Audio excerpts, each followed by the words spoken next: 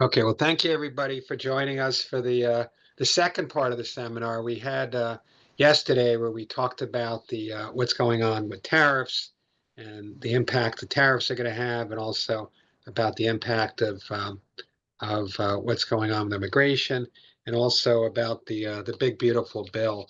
One thing that I didn't mention yesterday, I was looking at some of these slides, is that the effects of the big beautiful bill. It's going to be the extension of the personal income tax rates. It's going to add $3.5 trillion to the budget deficit, and the deficit increase is going to be 2.4 million. So I just wanted to make sure that those are cumulative. So we're talking about a big impact that's happening as a result of the bill.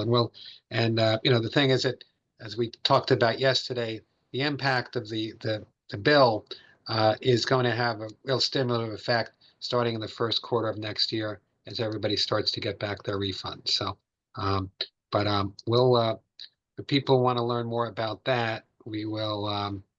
That's going to be that's yesterday's seminar, which will be posted online over there. So let me make sure I get to the right seminar over here, and yeah, so we'll get started here. So now this is going to be going to go through a lot today, and I apologize in advance because we're going through a lot of slides and a lot of information, but I think it's all relevant. I think it's all important.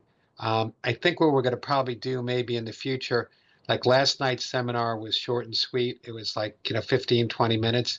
And I think, honestly, when I think about this presentation, I think it could probably be broken down into several different presentations. So if people want to give feedback as to breaking this down into several presentations, that's something that might make some sense. So when we look at this, that's my other son calling as well, so we could have the whole family on here. So when we look at this, this is basically showing that the market is expensive right now. It's expensive on a price earnings ratio level, dividends yield level, and also on a CAPE level as well. So it's basically like one standard deviation in excess of what it normally is as far as being expensive. And at the inflection points, it's also really expensive as far as that goes. And it shows the market has generally gone, over time up, but when it's expensive, it's a little more tricky as far as that goes. So as far as and I have summaries I got all this information from several different places. This is from Franklin Templeton, and they were saying, tariff uncertainty has created timing distortions, fiscal and monetary support on trade provide invitation for the economy to reaccelerate in 2026. And that's really what they're saying is in the first quarter of 2026, the economy should pick up from there. The market's at an all-time high, but we might need a little period of digestion from that. That's their view. They think as far as a recession goes, they say that, except for job sentiment and new orders they're having as far as business activity, we're generally not looking to be in a recession right now. As far as the overall market assessment here, it's showing, the market remains, this is Fidelity's view, the market remains in expansion, and they think inflation's a little stickier than what they would normally say. And the market, might be a little complacent right now. Right now, the market doesn't seem to be reacting to a lot of the things going on over here. So, we could be due for a little bit of pullback according to them. But they say, they're overweight risk assets, and a weak dollar, that's something that else we'll talk about later. That's something that would help non-U.S. assets. And there's, things that people might want to do to hedge. Now, this is New York Life's view of the world. They think that, it really had a Goldilocks type backdrop of moderating inflation and balanced employment. But this might not keep forever as, the U.S. is actually, a lot of global investors are trying to take their money away from the U.S. And small companies, um, they might not they have less buffer against input prices, so they might be impacted more by the tariffs. Um, and they say that the trend in artificial intelligence is here to stay. And they say that basically, stay invested and focus on earnings quality. Um, and they basically believe in investing in large caps over small caps here. Um, and and I don't want to go through all the details of all these different slides, but just basically these are things that people can review later. As far as Kesper's view of the world, they have their own money managers as well. They think that monetary policy is actually pretty positive right now. Manufacturing's a little weaker right now. The consumer, we'll talk about that later. They're relatively healthy right now, but their sentiment is really poor. And housing is really not doing too well. And the labor market is actually doing okay. So generally, it's fair to middling as far as that goes over there.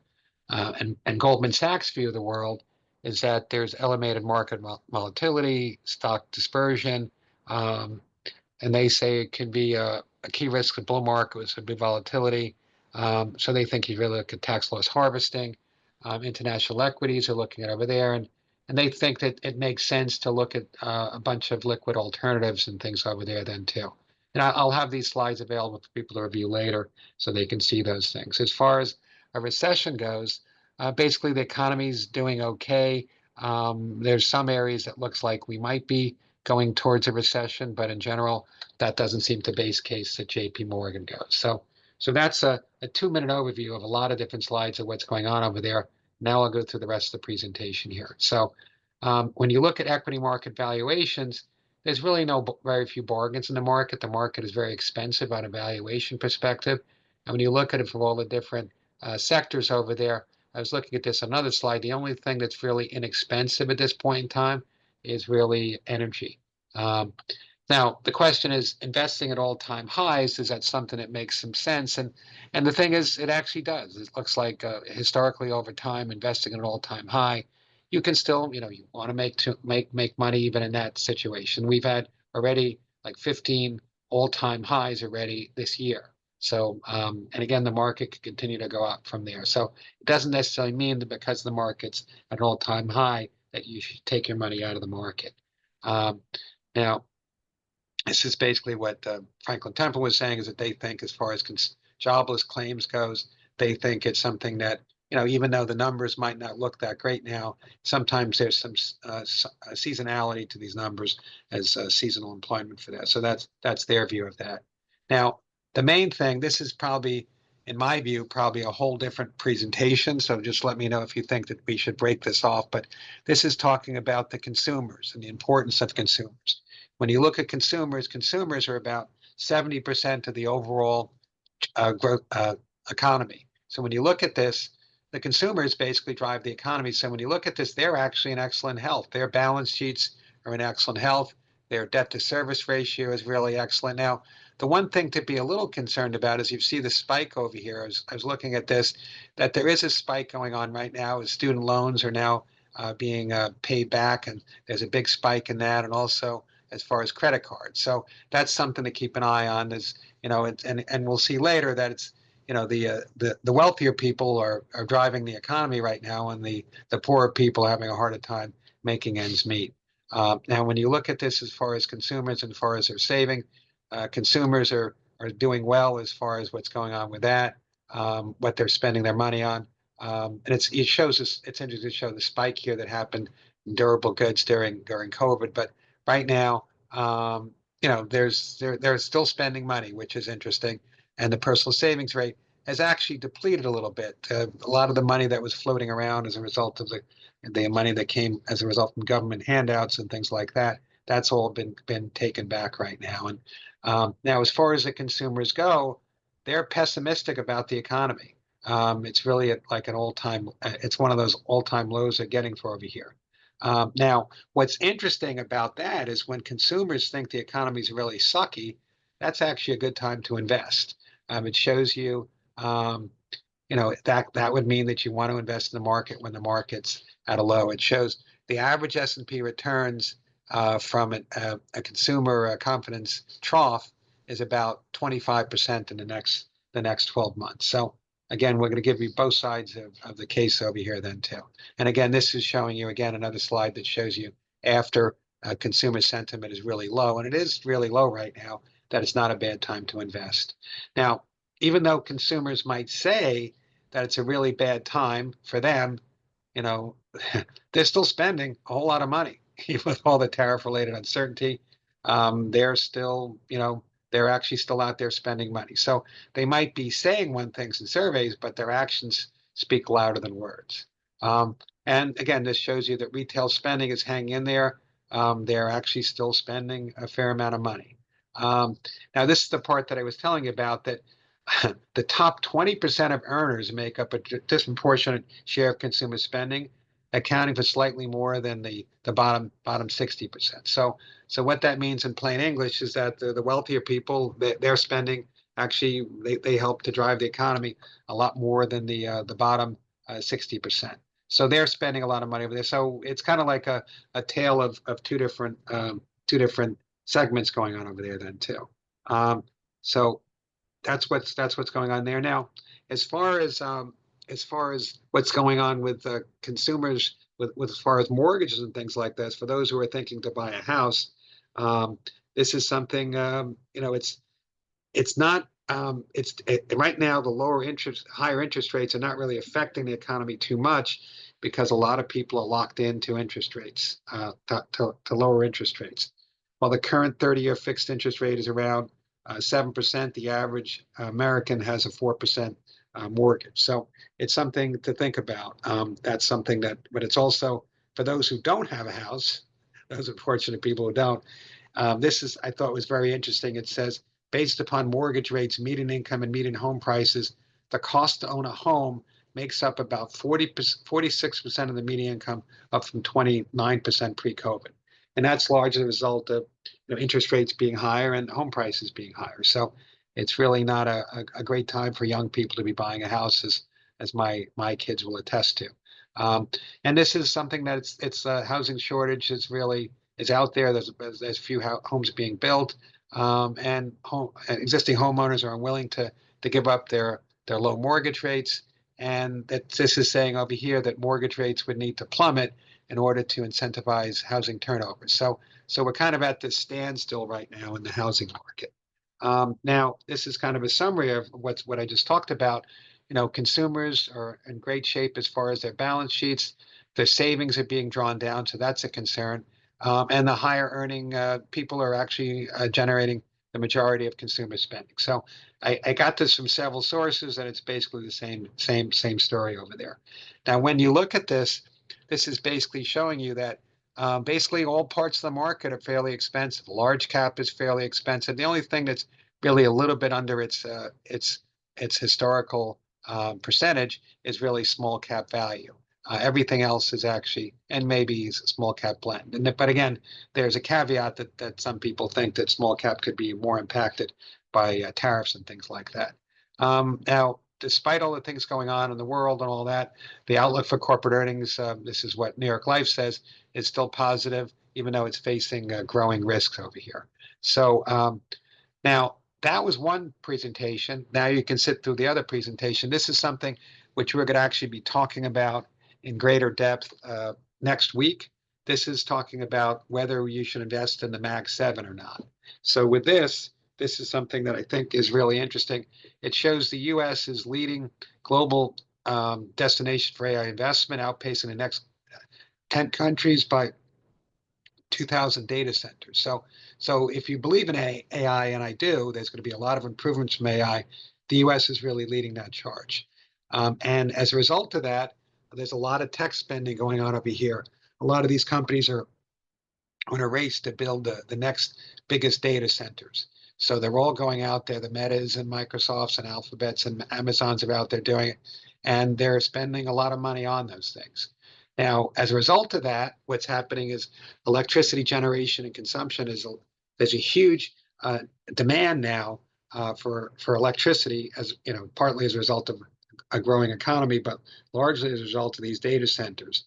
And it's showing that this is expected to have a huge increase in demand as time goes on. So that's something to keep an eye on, and that's why it does make sense to invest in things that maybe have a little data center tilt to them. Now, as far as AI adoption can unleash faster productivity growth in the future, and it shows other technologies that have happened in the past, things like steel and automobiles and aviation. It's kind of interesting to show what happens, the productivity gains in the next 10 years after that. So it just shows you that there's a lot of hope with all these different things. And what's interesting is when you look at this, it's not just technology that's going to have an impact on GDP. It's in other areas that you wouldn't think about that AI is being used. My son just started working for me over here. He's on the call, and we're already starting to use artificial intelligence for certain things. So in every business, there's opportunities to be able to utilize AI to help answer questions faster and do different things. And this could help to give a real boost to gross domestic product. So, and again, this is another slide that shows you that in other areas you wouldn't think of, like agriculture and education, transportation, there's all kinds of uses of AI. Um, but this is kind of showing you, despite all those positive things going on, this is kind of crazy when you think about this. Is some of the 10 largest company weights in the S&P 500, it's now 38% is in the top 10 stocks in the S&P 500, and that's a concern. Now, and again, this is showing the dispersion you're having for this. What was the worst performing Magnificent Seven stock year to date? The answer to that is Tesla, and there's starting to be a greater divergence in what's going on with that. Um, now, now, and this is the thing also, but again, the positive thing is that there's a lot going on with digital infrastructure, and there's a lot going on corporate application. So again, it's actually helping as far as that goes. But as far as the valuation, this is showing there's again greater dispersion between what's going on between the Magnificent Seven stocks, and the Magnificent Seven stocks are a lot more expensive on a price earnings ratio than the other stocks out there. And it used to be that the Magnificent Seven had much greater earnings growth than the rest of the stocks in the S&P 500, but that's starting to, like, in the future, not to be quite as much. So yes, you are getting a lot of growth, a lot of earnings growth from the Magnificent Seven, but going forward, that might not be the case. Now, I thought that this was a fascinating slide when you see the relative valuation the Magnificent Seven stocks basically to the rest of the world economies. This is showing that the Magnificent Seven is 21.5% of this overall world index, and China, France, Canada, United Kingdom, and Japan is only 15.8. So we just look at that from a perspective of what's going on in the rest of the world. These economies are growing really fast. Some of them are growing fairly fast.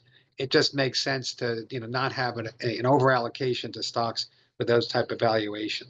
Now, the other thing that's kind of interesting is with the Magnificent Seven stocks are more exposed to tariffs than the other parts of the economy. So that's something else to keep an eye on. They might be hurt more by tariffs with that and a trade war. Now, and this I think is really the key slide to this when you look at this.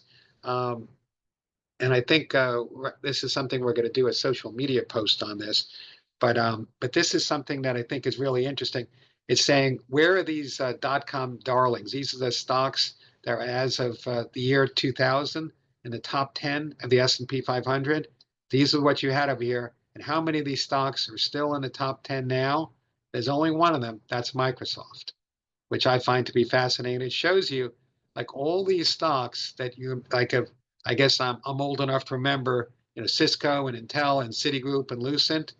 These all actually lost money since that period of time, which is really kind of fascinating when you think about that. And you have the IBMs and the Exxon Mobil's.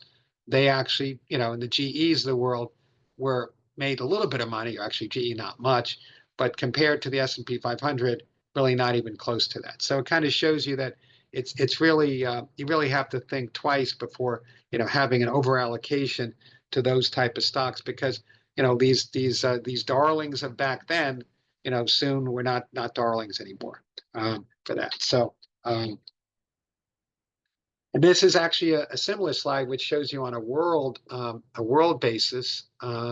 It just shows you, and I find this fascinating because I love history as well. It shows you, like, the IBMs and AT&T and Standard Oils and Schlumberger's, Eastman Kodak. There's companies in here that maybe are before some of your time, that people don't remember. Eastman Kodak was a company that made cameras and sold film. Some people on this phone call might not know who they are, but they were.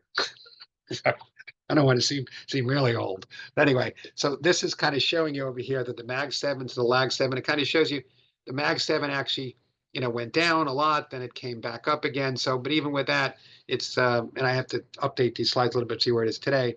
it's kind of a little bit behind that. So this is actually, I think, the key slide of this part of the presentation. And it kind of shows when the 10 largest companies in the S&P 500 have historically accounted for over 24% of the benchmark, the equal weight S&P 500 has outperformed its cap-weighted counterpart by an average of 5.5% annualized over the next 5 years. I know that's a mouthful, but it's basically saying when that happens, the rest of the market actually does better. Now, where are we now? It's not at 24%, it's actually 38%. So again, this is a sign that maybe you don't want to, it would make more sense historically to not have so much concentrated in those top 10 stocks. And again, this is showing the same things again in a different way. And this is also showing that the largest stocks in the S&P 500 trade at a significant premium to the rest of the benchmark, which means that those stocks are a lot more expensive. And everybody gets used to, like, I want to own my Apple and Meta and my Microsofts of the world. They've done wonderfully. But you have to, I think it does make sense to diversify from those. And this shows you that people just doing basically nothing, starting out with a 60-40 portfolio at this point in time, over time, it's become a lot more concentrated in those in the large cap U.S. growth type companies over there. So it's just something to keep an eye on. Now, this is also another way of saying that when value has historically recovered from following periods, like right now, the 25% underperformance versus growth, and this threshold was triggered. So basically, when it's gotten to be this much of a difference between value and growth, that generally that would be a good time to invest in value. So this is kind of showing you on an overall median, it's showing you that basically there's a lot better valuations outside of the top 10 of the S&P 500 then. And this is basically a market sell-off. It would make more sense to have value stocks as well. But large cap stocks could outperform as the U.S. does better.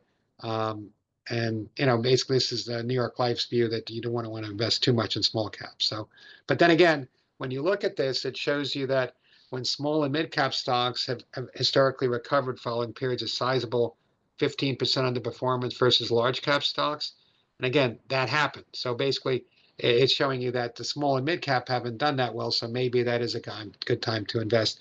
And I actually do think that small caps might be a lot riskier, but one of the things I do like and have a little over allocation to is mid cap stocks, because those are kind of in the sweet spot. They're companies that are growing, and I think you have a better chance to have the next Google and the next Apple over there with those, but they're not so small that they can't have kind of ways to negotiate around what might be going on with tariffs and things like that. And small and mid cap stocks are right now on sale.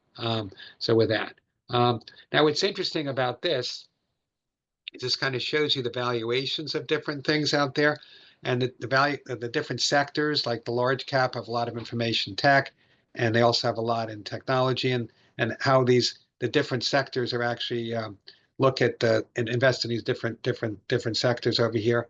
Now you look at the different valuations. What I find interesting over here is, and this is why it's actually a fascinating study, it's actually pretty simple, is that you see how many unprofitable companies are in the small cap companies. And one way to do actually better in small cap is just to exclude investing in the unprofitable companies. And there's Kestra has these money managers that are out there that they did one simple metric to see what would outperform over a period of time. And the simple metric is you invest in companies that are profitable. It sounds like that's not really a genius revelation. It's kind of crazy that that's something that is actually true. Now, that was that presentation. That is going to be on next Thursday. If you want to tell your friends, that's actually going to be a separate presentation, because I think that that's enough to digest. But you guys are real troopers. You're still with me. So we'll give you some more information here. So here, this is talking about there's a lot of cash on the sidelines. And it might make sense with the Fed starting to maybe reduce rates to invest more in equities. And this is kind of showing you why that makes sense, because over time, when interest rates start going down, you can make a lot more in stocks and a 60-40 portfolio in those periods when the Fed is talking about reducing rates. And we'll talk about that in a few minutes, why that's something that makes some sense. So This is showing that corporations are doing their share buybacks, and it's also showing you here that the profit margins of companies are still fairly good. From what I'm reading about, that the profit margin is starting to be a little impacted by tariffs, but not too much. And I think corporations are starting to pass on a lot of those costs to consumers. Now, this is actually an interesting slide from a longer term perspective. It shows you right now, like on a short term basis, stocks can be expensive and it doesn't really impact the market too much. But over a 5 year period of time, you don't get really great returns in the market. And that's the concern about going forward with that.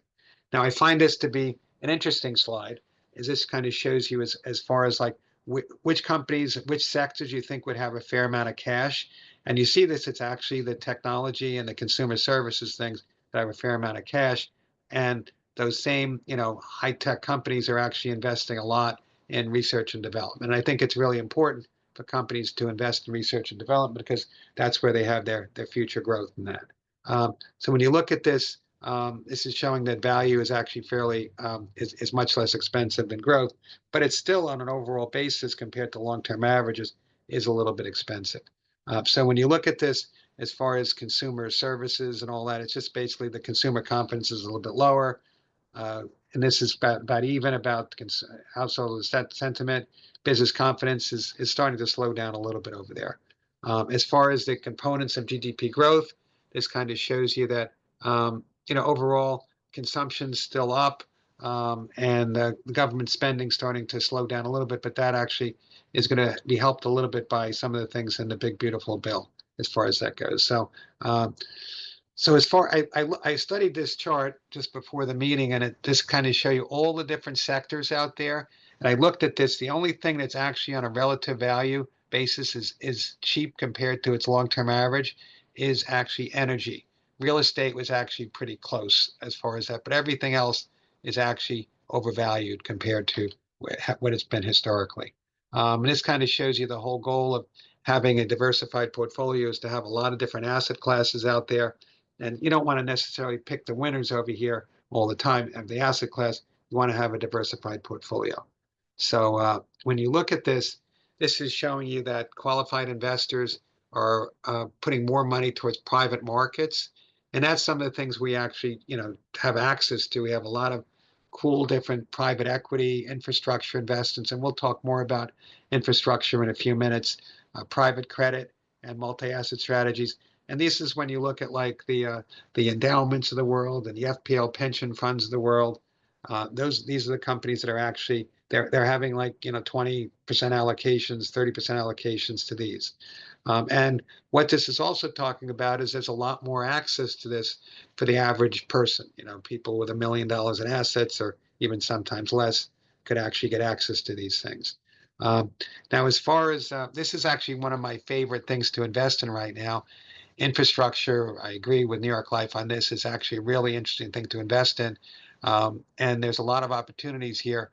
And I'm going to probably do a presentation in about a month or so on this investment that I think makes sense in the infrastructure area. But there's a lot of bridges and roads and transmission lines and data centers and water treatment plants that need to be built. And there's a lot of money that's been allocated towards it. I think everybody agrees that that money needs to be spent. And I think it's a really interesting growth area to invest in. This is kind of showing you all the different things, like I mentioned, that's out there, the different places you can do. And I think it's really, a ripe area for investment right now. So when we look at this, this is kind of interesting. This is a New York Life's view that they think that the equity risk premium suggests that bonds may outperform stocks in the long run. So getting to that, this is kind of looking at bonds right now, changing interest rates. It's showing when interest rates are cut, that it shows you that there's a good expectation that stock prices will go up from there. But this is kind of like New York Life's view, is that they expect the Federal Reserve to try to do as little as possible for as long as possible. But I think that the time might be up for that soon. I think that maybe in September we will have a rate cut. They're not expecting, if there's different views in the slides I have over here. They're expecting one rate cut. I think that Goldman Sachs is expecting a couple of them. So from that.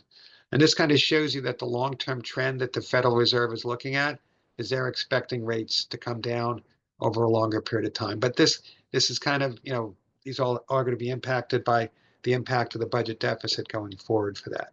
And this kind of shows you, what's going to happen over a longer period of time. This is showing you that right now where they are with interest rates, they're expecting making about 4.5% in your bonds. So this is actually really behind the scenes. People don't really know about this, but it wasn't just the Fed was increasing interest rates in the last few years. It was that they were taking a lot of the reserves that they had out of the economy, out of their balance sheet, and buying back all these different things. But that's kind of ended right now. So they've kind of like gotten all that extra cash, all those reserves out of the economy. And this is kind of fascinating to me to show like what happened as a result of QE4. Like we had QE1 back in 2008. It seemed like a big deal. They increased the balance sheet by 1.4 trillion. And then, these other QE2 and 3 and 4, and then you had QE4.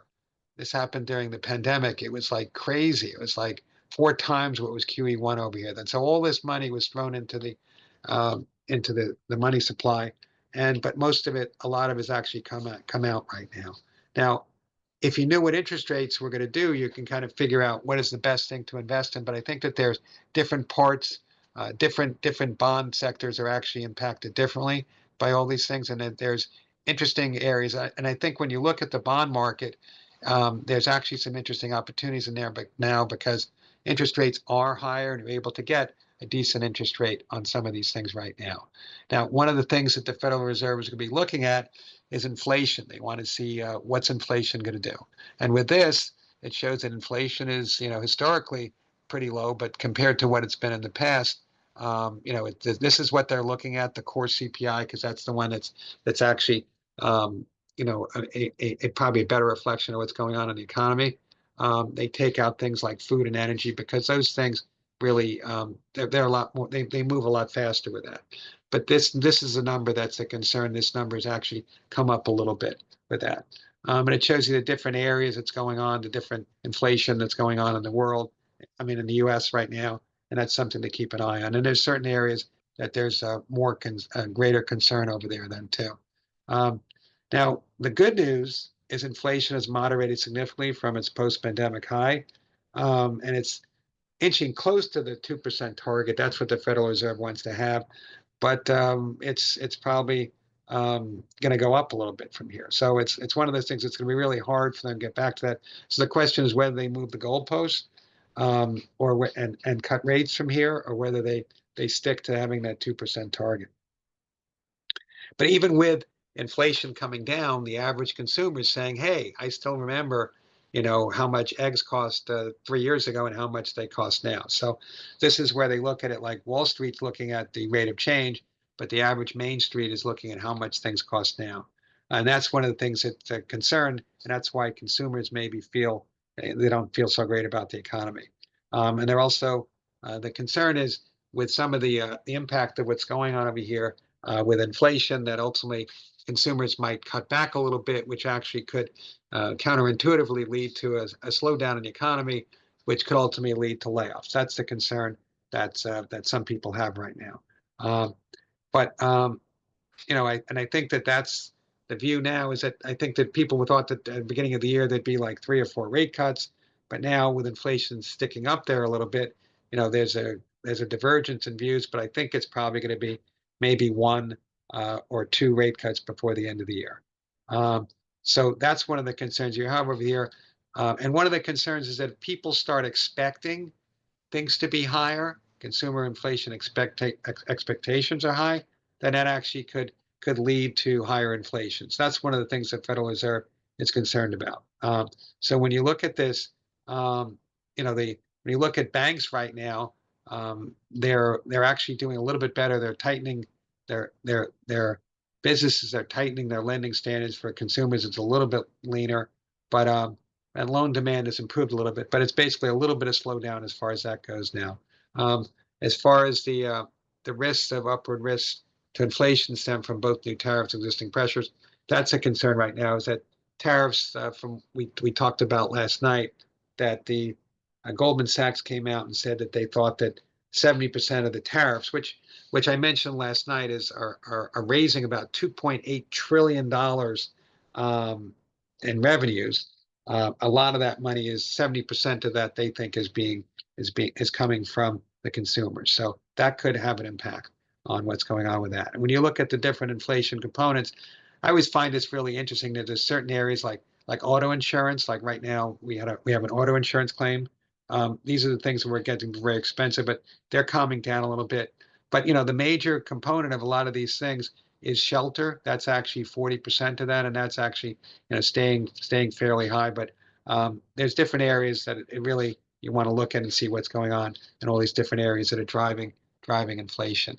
Now, this is more of like the long-term view. This is going back to 1958, and it shows you, in periods like this, in a period of time when interest rates went straight up and then went straight down, it shows you what happened, the nominal yields over here, and what happened and what happened with inflation. What I find interesting about this is when you look at this historically over time, that you actually would have done really well in bonds, obviously, um, in a period of time when interest rates were going down. But then when interest rates are going up, you actually didn't do all that well with that. So when you look at this, the fixed income yields, again, this shows you that historically right now, compared to the 15-year average, that there's actually very attractive things going on in the bond market, especially when you look at what you can get in like municipals right now, municipal bonds, those are tax exempt bonds, and those are things that actually make some sense. But other areas of the market as well are actually fairly attractive. Um, I thought that this was interesting, is that everybody thinks that you can invest in like the Barclays Ag, which is like this index, but it just shows you there's a lot of areas you're not getting in here in the Barclays Ag. You want to look at that then too. Now, one of the concerns we have with interest rates is the federal deficit. And this kind of shows you, like I showed you, the consumers were doing really well. The government, not so much. The deficit is expected to balloon. And last night I showed the slides in there, which shows, some, I think the Republicans were saying that they thought that they wouldn't have a budget deficit increase as a result of the big beautiful bill. But I showed you last night that that for that to happen, it'd be really, really difficult. You'd have to have some really, really interesting inflation and growth expectations going forward.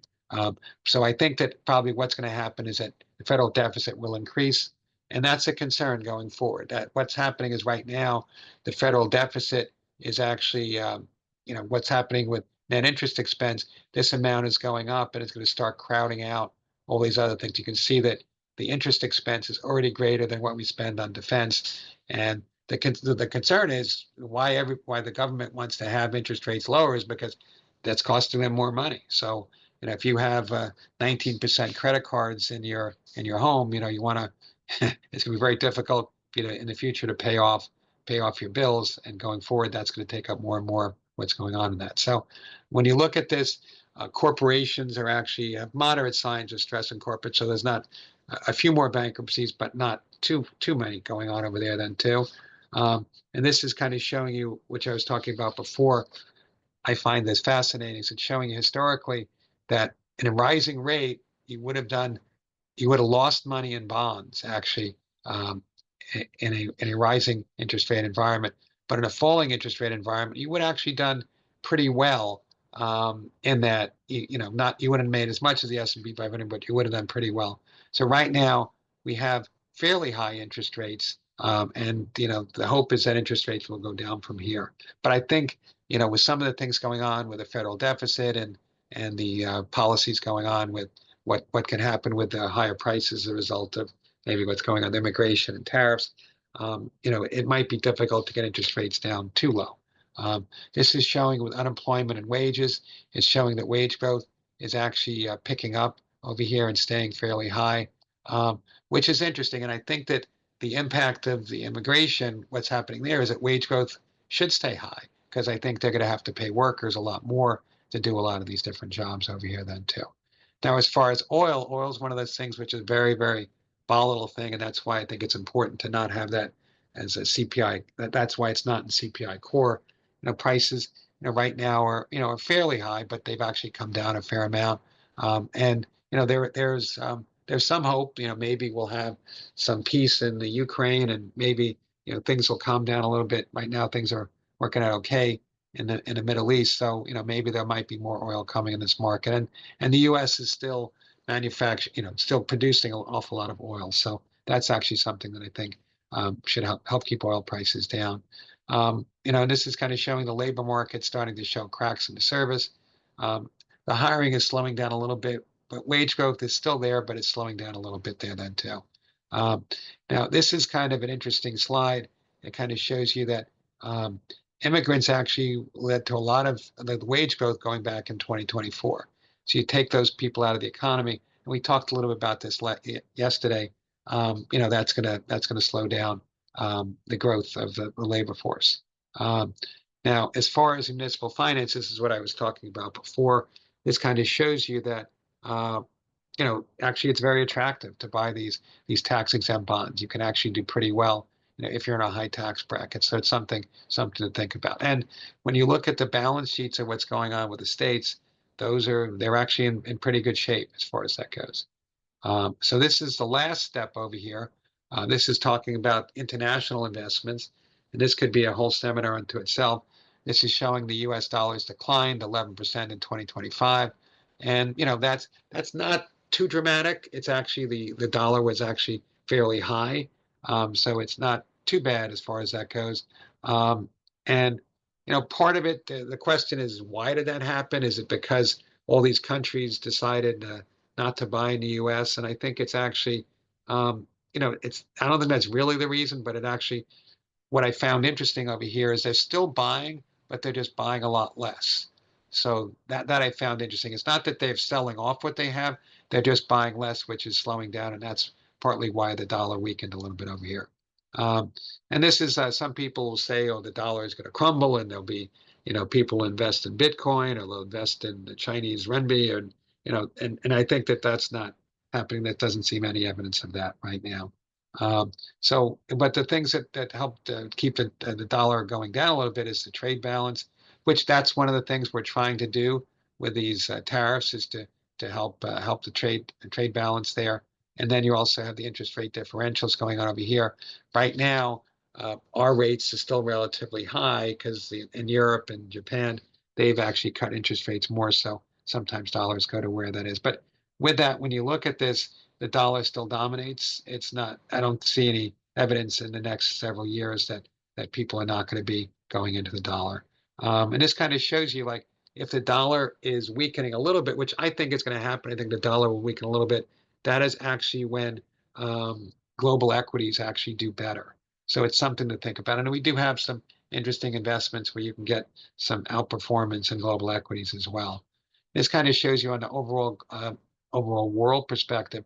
This is according to Fidelity, who's in expansion. It shows you that China and the Eurozone are actually in a little bit of expansion cycle, while the U.S. is actually slowing down a little bit over here then too.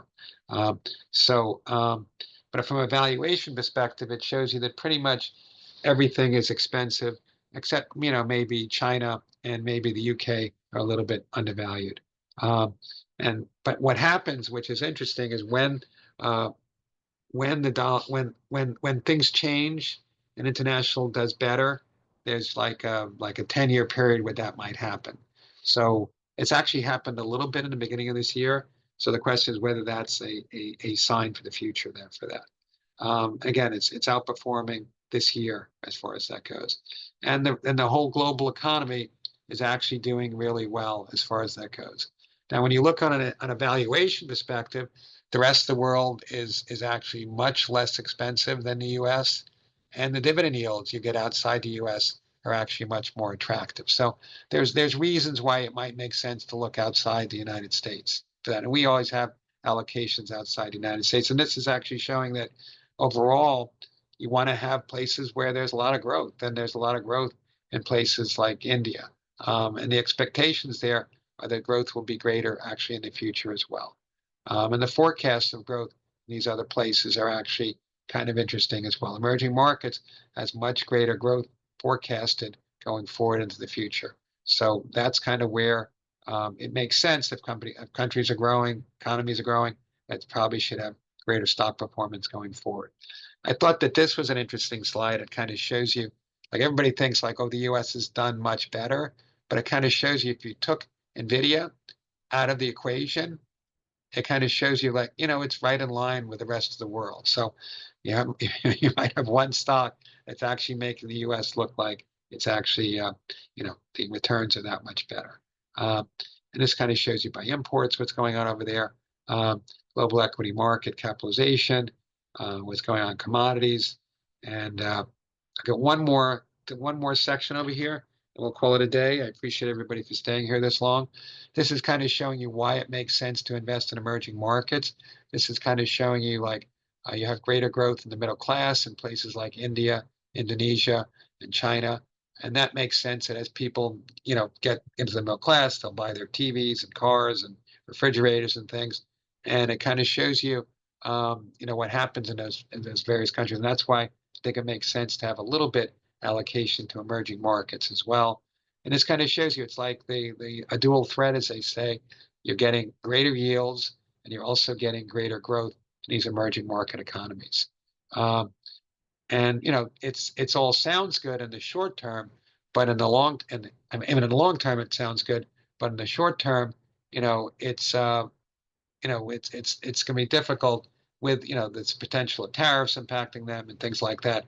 So it's something I think there there's no there's reward with risk over here then. But I think over the longer period of time, I think it does make sense to have some allocations to emerging markets. And China is actually kind of an interesting case because they're slowing down. They're actually trying to get their consumers to buy more. They're still exporting an awful lot, and with the world going on with trade and tariffs, that might be difficult to do. But they have some structural problems with their real estate and also what's going on with their shadow banking over there. So there's some interesting things going on over there, and I find it incredible that I actually did.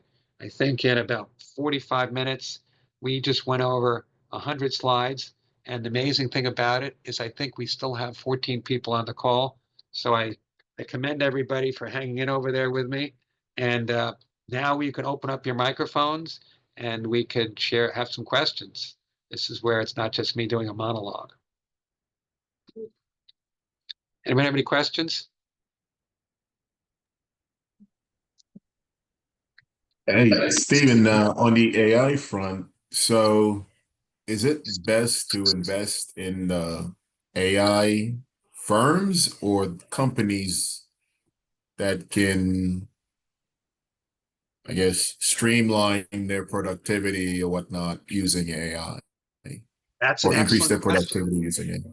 That's an excellent question because I think the better play right now, because everybody thinks that companies that are selling the AI chips is that I think has already happened. Those companies are going up a lot, but now what the Fidelity slides were showing over there is that there's a lot of growth in these agriculture and manufacturing and these areas you wouldn't think of that are going to have some great productivity growth, and that's where it gets to be kind of interesting. It's not necessarily the companies you would think of. It's the companies that are like revolutionizing the way they're doing business because AI. And also the other thing is robotics is another area as well that we didn't really talk about tonight, but that's another thing. Like I do think that one of the investments you're invested in is like manufacturing coming back to the United States. I think that actually will happen. I think just for a number of different reasons, because of tariffs and because people want to have the supply chains closer. I think manufacturing coming back here, but I think it's going to be robots running those manufacturing plants, not people. So I think that there's a lot of advances in that make a lot of sense. But to your point, I think it's a lot of growth potential in areas you wouldn't think about. It's not necessarily the technology names, it's the other names. Like, for example, maybe your company like could have some AI advances that, they could be like a hidden AI story for that. And even areas you wouldn't think of, like finance and real estate. There's areas in there on that slide which you wouldn't think of that could have greater productivity based upon AI. It can be used. It's a great tool, and it also, the thing that also makes sense is a lot of these things you wouldn't think of. But a backdoor way of playing AI is to have a utility company, which is you need all the energy to build all these AI centers. So there's much greater demand for electricity. So that's that, and then You also have, we have a real estate investment, which gives you access to building data centers. So there's all kinds of indirect ways of playing the AI thing, but it's not necessarily buy NVIDIA. Because when you look at the price of NVIDIA, it's expensive, from that perspective. And the problem you have with like an NVIDIA, and that's why going back to the year 2000 really makes sense, is that all these things and all these expectations, we looked at something today, somebody had Palantir, and they got a price earnings ratio of, what was it? 650. 650? Yeah. And people love it. It's going up a lot, but it's like 650, you know, like it, or maybe 200 or something. It's something that's really crazy when you think of these, and everybody thinks, well, it's going up, it's great, but it's great until it goes down. But there's I think to your point, there's like these hidden AI companies, not hidden AI companies, hidden AI uses where these companies can be that much more productive. And I do believe that that's one of the that's why the future still remains bright, because there's a lot of potential growth from the AI uses. But I think some of those top, Magnificent Seven stocks that you think of the AI companies, you think of those companies. That's not necessarily going to be the great growers of the future. I think there's going to be other companies that could actually do better. 600. Okay. Daniel's fact checking himself. Okay. Great. Anybody else have any other questions? Steve, just a general question. What kind of impact do you think AI will have on cybersecurity? Do they go hand in hand, or is AI going to mean we need less cybersecurity? What do you think about that? Yeah, cybersecurity is like a huge area right now. I think it's always going to be there. Like I'm always concerned about, hacking and what can go on with that.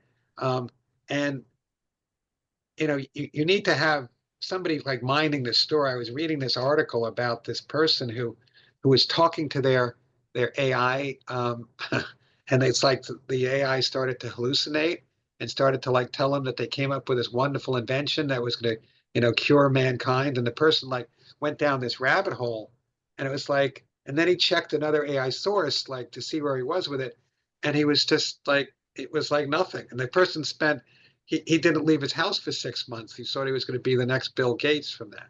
So, I mean, to answer, that's not the answer to your question. The answer to your question is I think you need to have both. Cybersecurity is really important. And I think that AI is going to be real. My point is AI is going to be interesting. I think it's going to do a lot of things, but I still think you need human beings behind the scenes to do some fact checking on the AI, because I'm not really sure.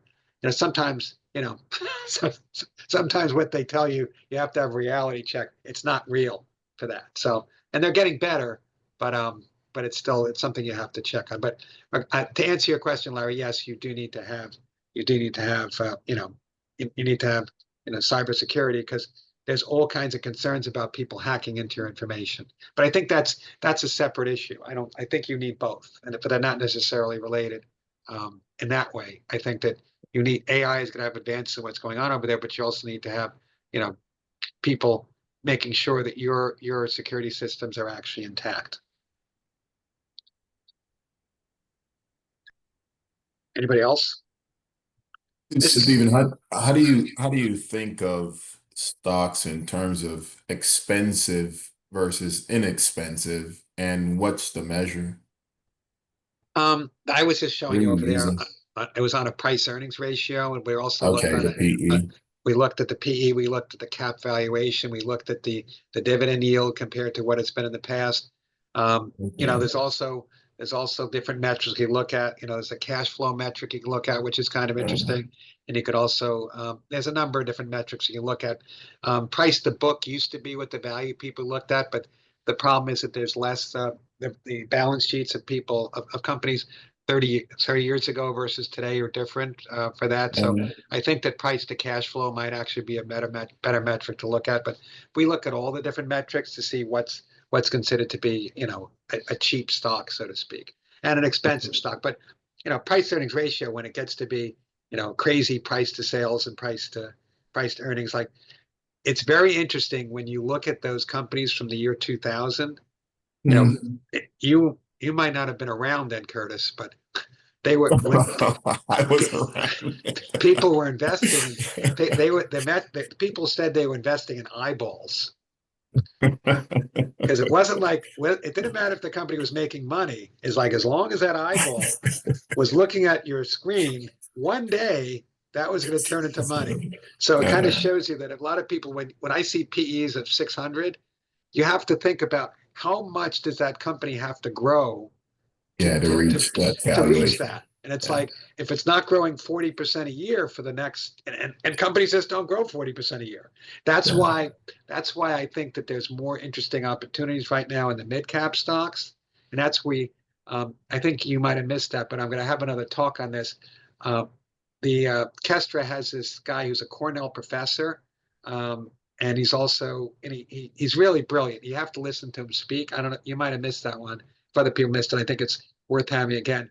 But he looks at not only behavioral analysis but also fundamental analysis. Every bit is fundamental analysis. They look at like price earnings ratio and cap ratios, and they look at price to book and price to sales and things like that.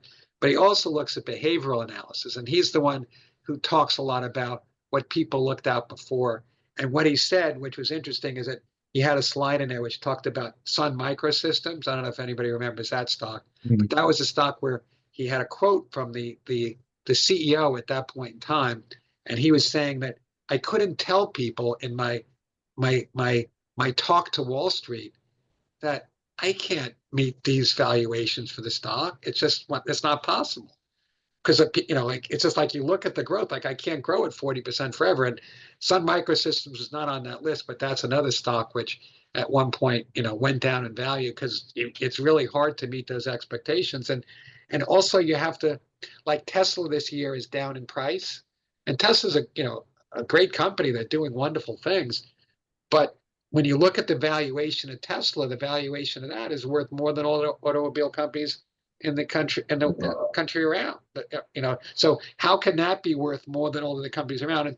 And then they always move the goalposts and say, well, it's not a car company, it's a whatever company, it's a driverless, what I don't know. But it's like you have to make up something new, a new story as to the valuation.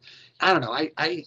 I'm kind of old school. I like to, and that's one of the things I wanted to mention that, one of this guy who gave that presentation, the Cornell professor, what was interesting, he said, what's the one metric you should look at? It's whether companies are making money. Okay. It sounds like, ooh, that's really revolutionary. But that's the one thing you should look at. And when you see companies like not making enough money to support their valuation, that kind of is a red flag to me. Like, I don't know. Like, yes, it could be the next thing since sliced bread.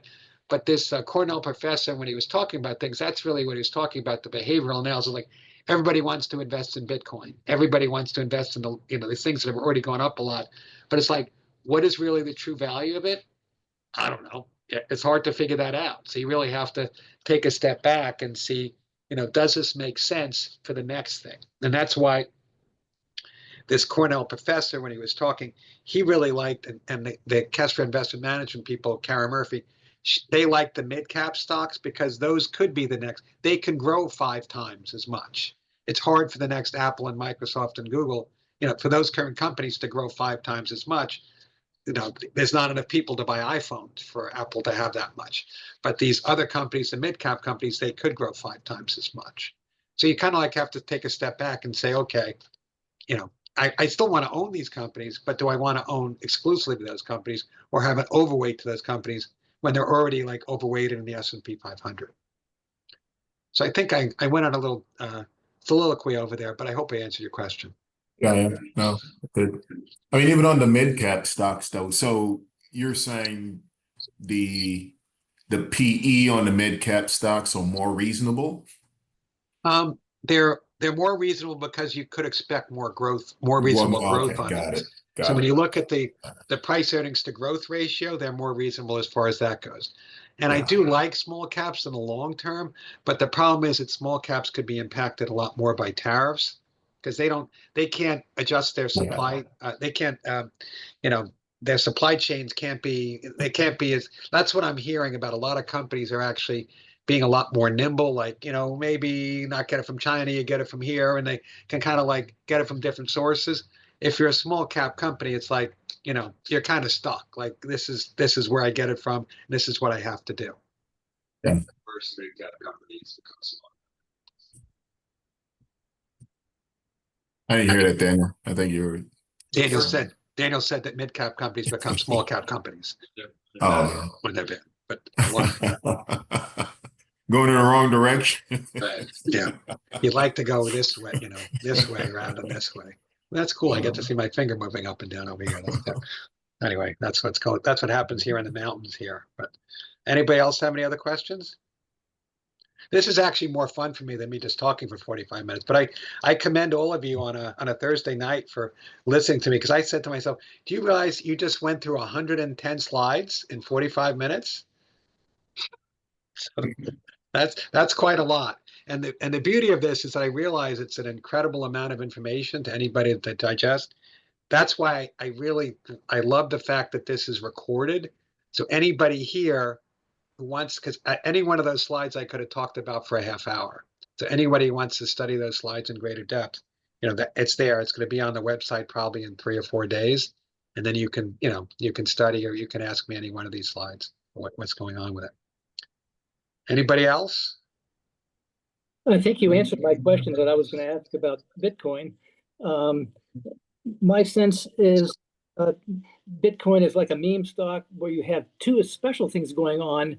One is you have greater access to Bitcoin by many more people because somebody, Robinhood or all these other groupings are making it available to everybody. And then the other thing, which is very unusual, is that people who are buying Bitcoin are not selling these currencies, or I don't want to call them currencies.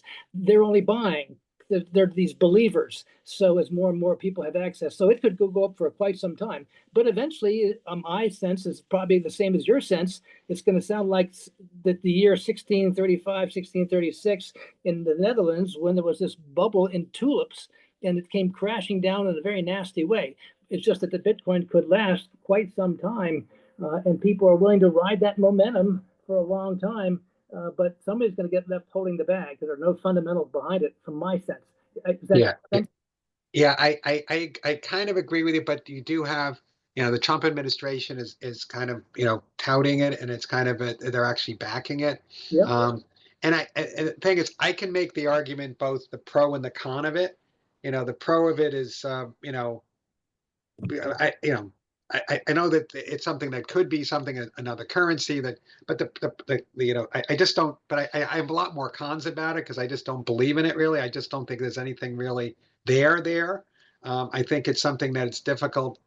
It's not something you can go buy a car with. You can't go to Publix, and you can't buy food with it. I think it's one of those things that's difficult to go and do.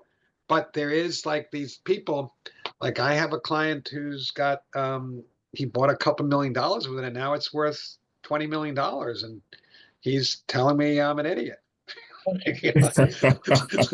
So, and I guess I am. For now. Yeah.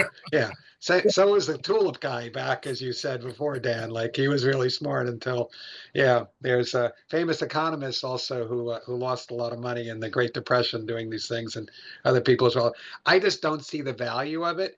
I do think that blockchain technology that's behind Bitcoin, I do think that is real, and I think we're going to have a lot of advances in that. So I actually like a backdoor way of doing there's this ETF you can buy where you're investing in blockchain technology, because I think that is something that does make some sense, but I just don't see it. And the worst thing about it also, or one of the things about it, is that it's so energy inefficient. Like a lot of these, you're doing all these calculations, which is taking up more energy, which is taking us away from the energy for using for AI and things like that then too. So, so that's basically, I'm not a huge believer in it, but I do see the case that like you said, that right now the sentiment is very positive for it. I mean, everybody thinks it's like the next great thing, but I do think the valuations are difficult to sustain. Ridiculous. But do you think more economies are going to pick up and use Bitcoin as opposed to dollars? No. No, and that's the thing. I know that there was what was it, El Salvador went to Yeah, Bitcoin. And in it's like, it's Latin just, America. Yeah. well, I know that there's treasury departments that you would think in a company you need to be very conservative, but there's a company out there that's going out and buying Bitcoin with their treasury department, which they've kind of switched from being a real company making things into a company having a Bitcoin play. So I think that's what the Chinese, the Russians, and all these other countries are like. The Arabs, they're all hoping that there's something else other than the U.S. dollar out there. So Bitcoin is a possibility of maybe being that, but I just don't see it as that. And I'm concerned. I just think I hear about people who have Bitcoin and then lose their passwords and can't find them. And that to me would be maddening. Like, oh, I have $2 million, but I can't remember what my password is. Like, that would just be that just I don't know. I don't think I would make it a week that way. That would be too difficult for that then too. But yeah, I think it's Bitcoin is one of those things which I did have a slide in the presentation which I went through pretty quickly, but the interesting thing about Bitcoin is it's so volatile. And it's something that I saw that BlackRock actually has a small allocation towards Bitcoin in their portfolios, but it's so volatile. It's really hard to keep in a portfolio because you don't know it could easily go down 50%. It could easily go up 50%, and it doesn't act like gold. Gold is actually something that I think does make sense to a certain extent. And gold is something that I actually like right now because a lot of the central banks are actually going out and buying gold right now. And I think there's a need for that. And gold, I kind of understand. Like that's been around for a long time. It doesn't pay any interest, which that's not so great about it. But gold is something that's used in a lot of different places. Bitcoin is just, is something that somebody made up, and now people are buying it, which is, I don't know. I sometimes think of the greater fool theory. A lot of those, eyeball stocks of the year 2000, everybody loved them until they did it. And I'm not saying that Bitcoin's that. I'm just saying that there's the possibility, like you have to see true value behind things. And, when you look through it, like what is the value of it? It's kind of hard to say. But I know this is recorded. So for those who are thinking that I don't like Bitcoin, there's some pros to it too, but having a hard time coming through a lot of those right now.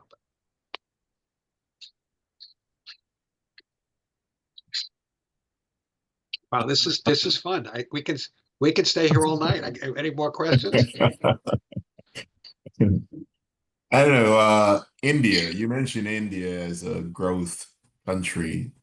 And I know they're like these US billionaires that are pouring money into India in different startup companies, incubator type companies, and want to make them into unicorns. Have you heard about that? Any India is really an interesting country because and there was some thought that everybody was saying like your company as well, like let's leave China and let's go to India, and then you would think that maybe India is really safe as far as like tariffs go and things like that, but then tariffs suddenly they get to be what 45% or so on India because they said they're buying Chinese, buying oil from Russia or something. So I don't know.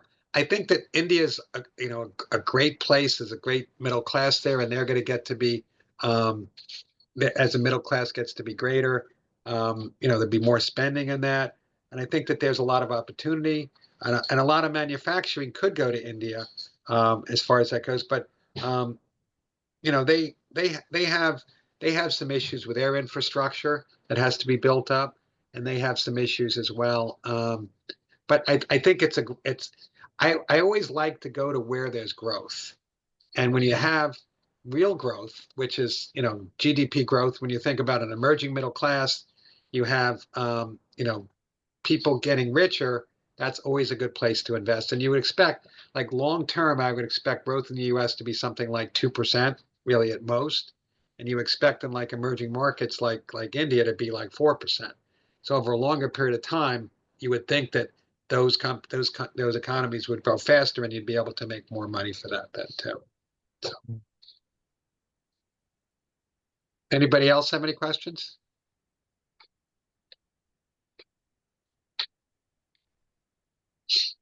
Okay.